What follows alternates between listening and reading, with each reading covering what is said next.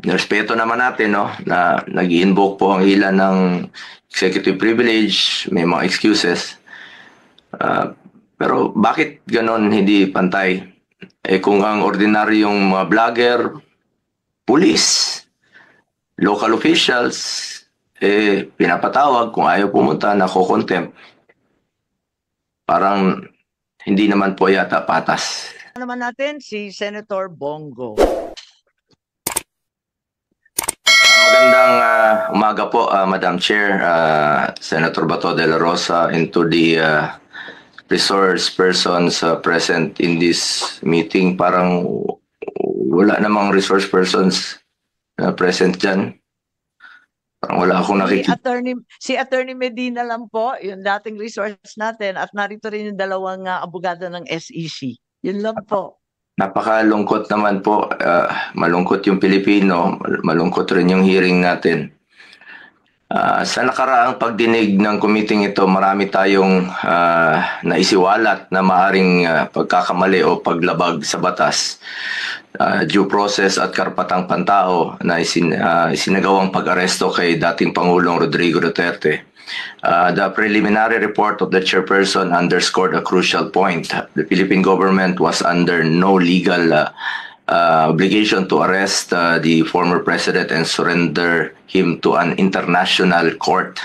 It was revealed that what was received was merely a diffusion notice, which was unverified and unapproved by the International Criminal Police Organization, Interpol Secretariat. The government has repeatedly stated that the International Criminal Court has no jurisdiction in our country.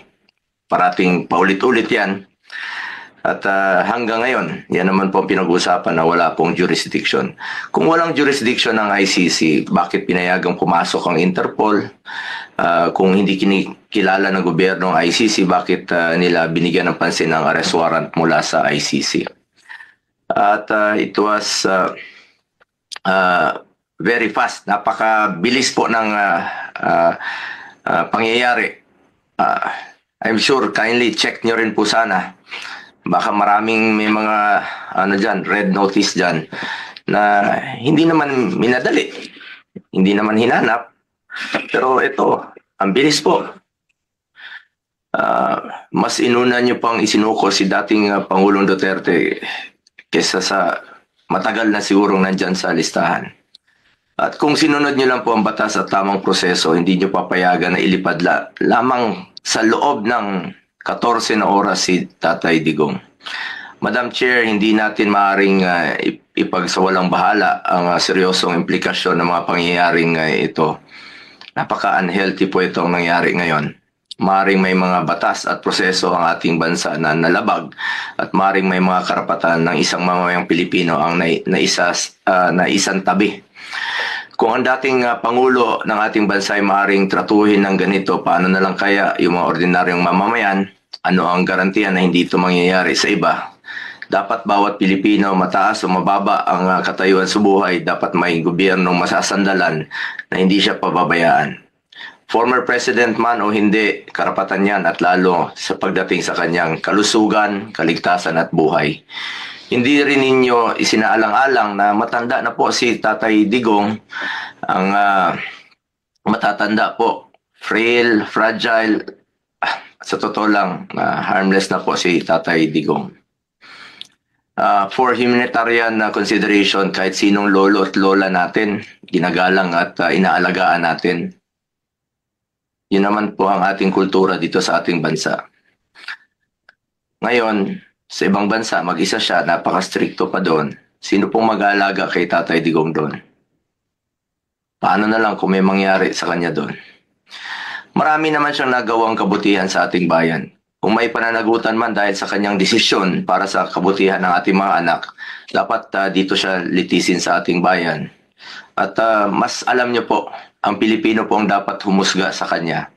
Kung ano yung nagawa niya po sa nakaraang 6 na taon, kung nakakalakad ba yung mga ating anak na hindi nasasaktan at ligtas. Mga OFWs, kampante po sila na nakakalakad ang kanilang mga anak na hindi nasasaktan sa gabi at hindi nababastos. May peace of mind sila while working abroad.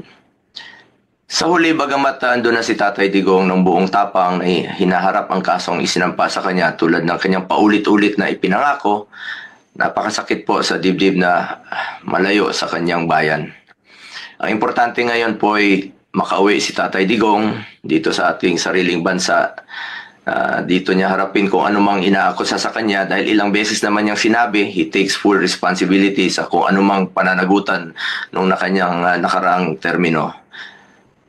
Madam Chair, sa mga kasamahan ko, kahit araw-araw pa tayong mag-hearing dito, I'm willing to participate.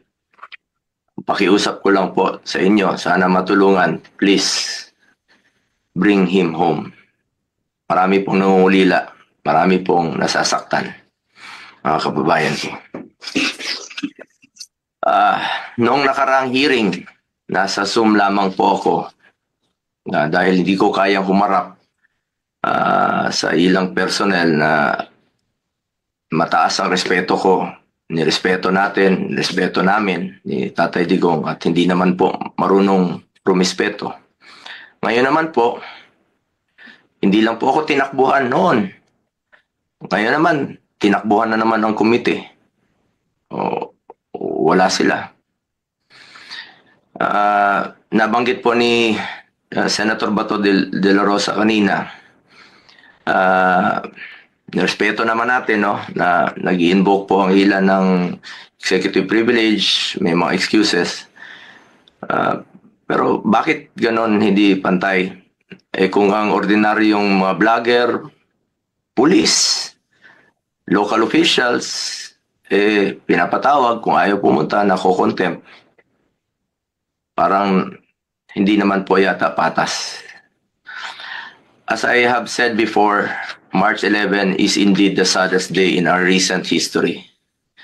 But the saddest part is, after 23 days, mukhang hindi pa rin natatapos ang lungkot na nararamdaman ng taong bayan na naulila dahil sa nawalan sila ng taong itinuring nating tatay. At hanggang ngayon, hindi pa rin nakakauwi si Tatay Digong. Hindi pa rin ninyo nabibigyan ng klarong eksplanasyon kung bakit kailangan humantong sa sitwasyon na ganito. Pagkatapos nyong ilang beses sabihin na walang jurisdiction, bakit po isinuko? Meron naman tayong working judicial system, panagutin sa ating sariling korte. Pero nangyari pa rin ang hindi dapat mangyari. Nakakalungkot po. For the sake of our country, sana hindi na po maulit ang nangyari. Dahil ang pangyayaring ito ay hindi lamang tungkol sa isang tao. Ito po'y tungkol sa respeto sa ating batas, sa ating soberanya, at sa dignidad ng bawat Pilipino. Maraming salamat po, Madam Chair, at sa mga kababayan nating nakikinig. Maraming salamat, Senator Bongo, at talagang lahat kami ay nalulungkot. At wala tayong testigo na sumipot, nakakayamot naman talaga. At gusto ko nga sana nung una na magpadala ng subpoena para kay Prosecutor Fadulion ng DOJ at saka doon sa Air Force natin, si General Cordura, dahil nga doon sa Villamor. Subalit sa kabila ng sinasabi ng Senate President na pinapatawag niya ang legal, wala pa rin yung subpoena na pirmado.